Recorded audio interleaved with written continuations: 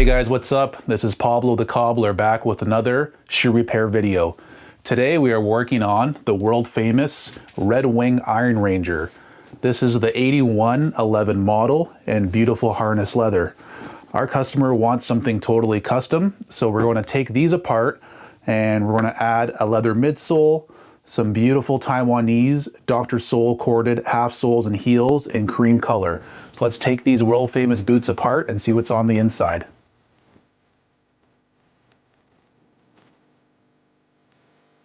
These are very lightly worn, but our customer wants to transform them, do something super custom and cool.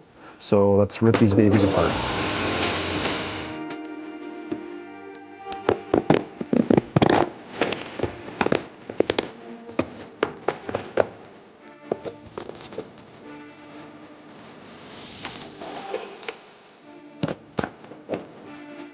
So I'm cutting the welt threads that attach the welt to the shoe.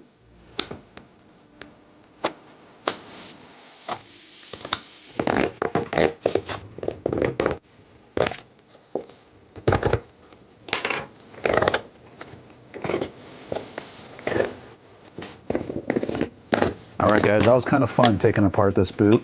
It's a lightly worn boot, so it's not too hard to take apart. The more worn inside, the harder it is to take apart a boot. So at this point we have the welt taken off, the outsole taken off, the heel rand taken off, and the heel taken off. So we're just left with the upper, the footbed, the gemming, the shank. So at this point, I have my new welt here. So I'm going to dye that to the preferred color that we want. And I'm going to hand sew it through all the original holes on the upper there where the original welt was stitched. And that's why it's important to take your time and make sure the prep work is done properly, because now all I have to do is follow the holes on the boot and my welt will line up perfectly and I won't do any damage to the uppers. So it's welting time. All right, so we have our Phoebe's leather dye in medium brown. This is a leather stain.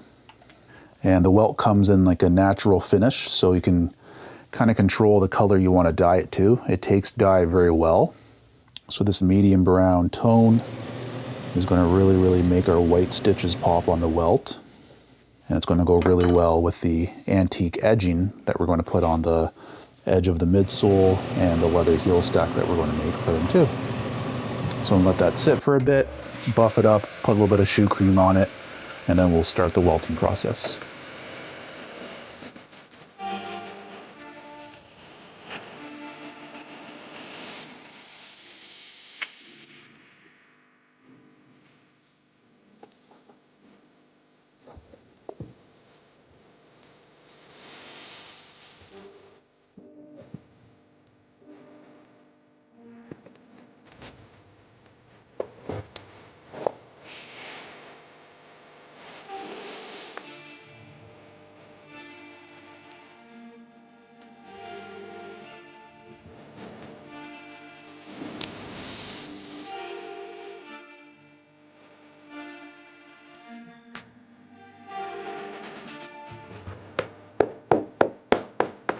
All right guys, so we're making good progress on this rebuild. I just hand sewed our new leather welt onto the boot.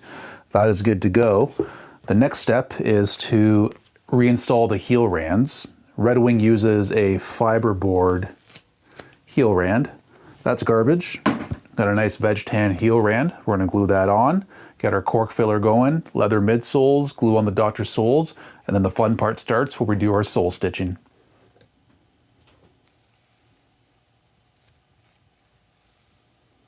So at this point, there's a lot of glue involved. So you saw me put the first coat of glue onto the heel rand and the welt and the heel area on the boot. I gotta wait for that to dry 10-15 minutes, apply a second coat. Then I have to clean out the cavity here and put some cork filler.